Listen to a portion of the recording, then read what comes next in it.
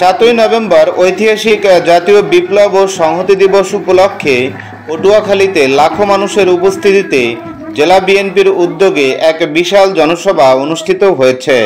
পটুয়াখালী সদর উপজেলা বিএনপির আয়োজনে জাতীয় বিপ্লব ও সংহতি দিবস উপলক্ষে শনিবার সকাল 11:30টায় পটুয়াখালী আলাউদ্দিন শিশু পার্কে এই জনসভা অনুষ্ঠিত হয়। এই উপলক্ষে জেলা বিএনপি ও এর অঙ্গ সংগঠনের হাজার হাজার নেতাকর্মী ট্রাক, রিক্সা এবং খণ্ড খণ্ড মিছিল সহকারে শিশু পার্কে এসে জড়ো হন।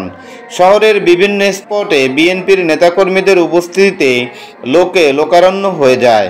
জেলা বিএনপির সদস্য সচিব স্নাংশু সরকার কুট্টির সভাপতিত্বে প্রধান অতিথি হিসেবে উপস্থিত ছিলেন জেলা বিএনপির আহ্বায়ক আব্দুর রশিদ চুন্নু মিয়া।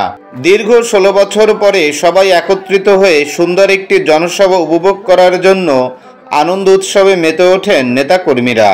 Mohammad Farid Uddin, desk report, south BD news 24।